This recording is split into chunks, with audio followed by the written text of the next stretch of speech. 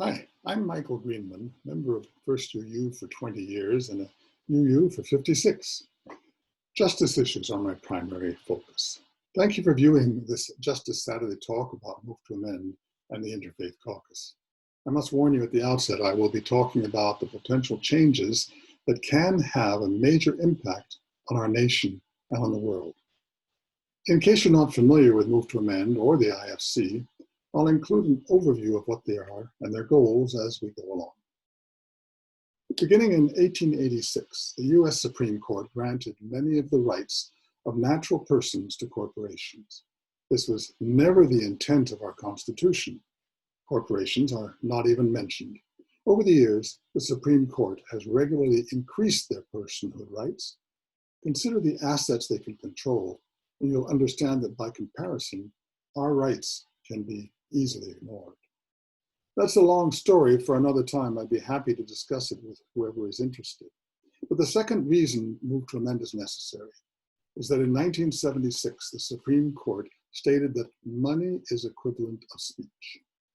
Spending on elections immediately increased tremendously.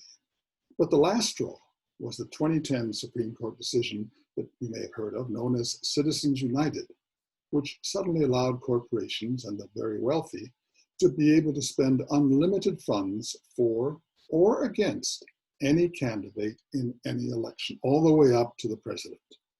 Our elections suddenly involved many billions of dollars and perpetual campaigns. Now, corporations had the ability to outspend any individual or nonprofit in influencing the elections of candidates they preferred. In addition, politicians now have every reason to establish ironclad relationships with their sponsors as opposed to their constituents. Move to Amend was created in 2010 to counter these two realities that have turned our democracy completely upside down. So Move to Amend is proposing a bill in Congress that is referred to as the, and now I gotta do something here that's kind of fancy and it may take me a couple of seconds because my computer's not cooperating. The 28th We the People Amendment. It's listed as HJR 48 and currently has 80 sponsors in the House and 500,000 supporters worldwide.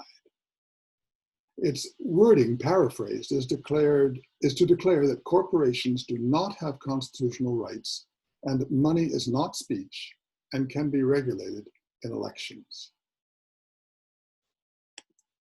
With the passage of this one amendment, the power of corporate influence and money in politics could be dramatically reduced.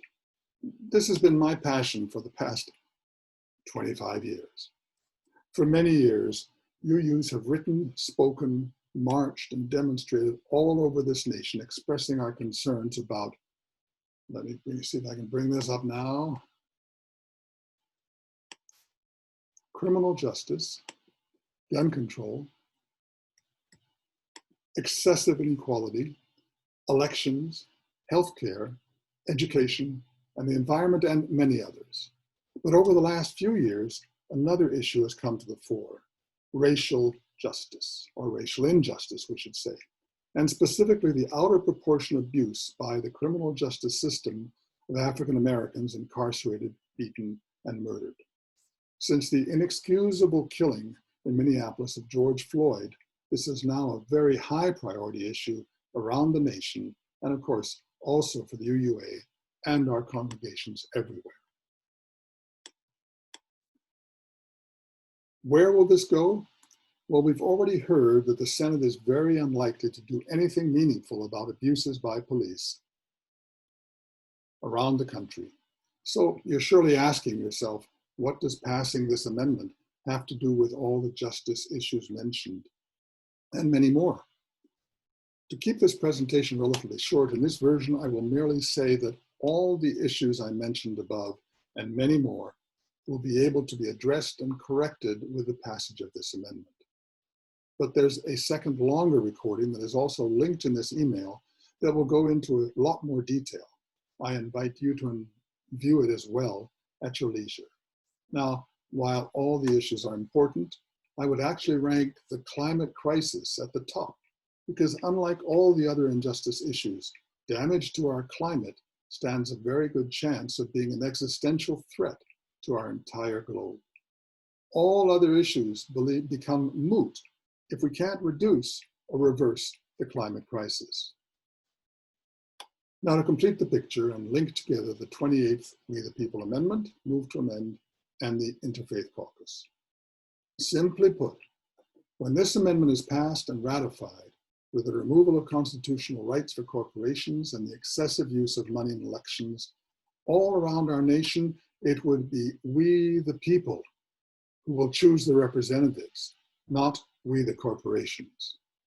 The majority of Americans will push for measures in all these areas to balance the scales of justice and to begin to address all these and other issues.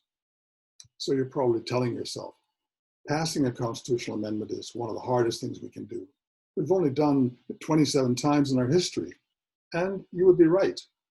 However, here's why I said earlier that the existential threat of the climate crisis is the key. Now, you've all heard projections. If emissions are not dramatically reduced by 2030, things will become pretty dismal on this planet by the end of the 21st century. Second, I think you'll agree that if there is a way to drastically reduce greenhouse gases towards zero, we would have a chance to reverse this dismal picture. And I hope you would also agree that if we get corporations and money out of the decision-making process, we'd have a chance to accomplish this. So how do we do that? This is where the Interfaith Caucus comes into the picture. At the 2013, and here we go again.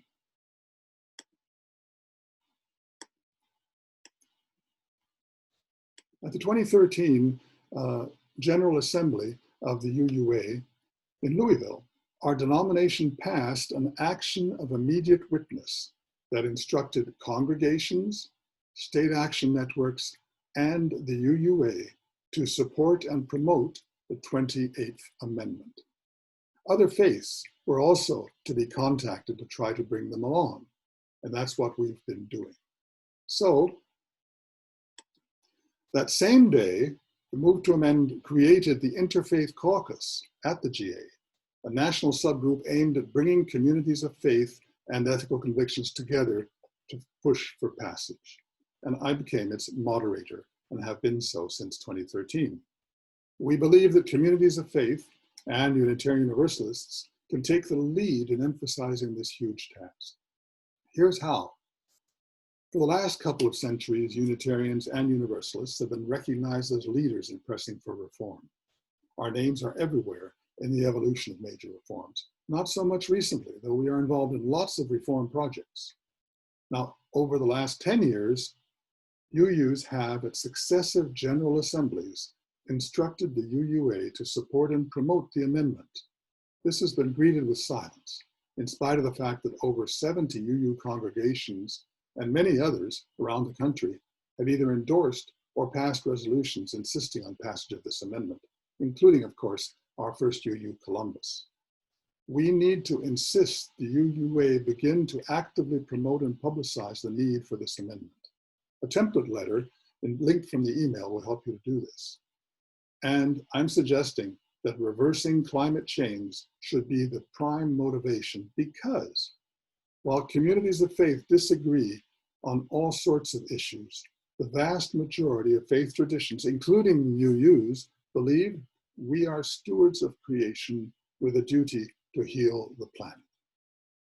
Now, once we understand that the 28th Amendment is in fact the only realistic tool to lead to systemic change that can produce real improvements in our environmental crisis, the voices of UU congregations led by our National Association can create a coalition with millions of members of these other traditions. Together, we will have the mass and the credibility to push Congress to pass the amendment and the states to ratify it. This will open the path to real change.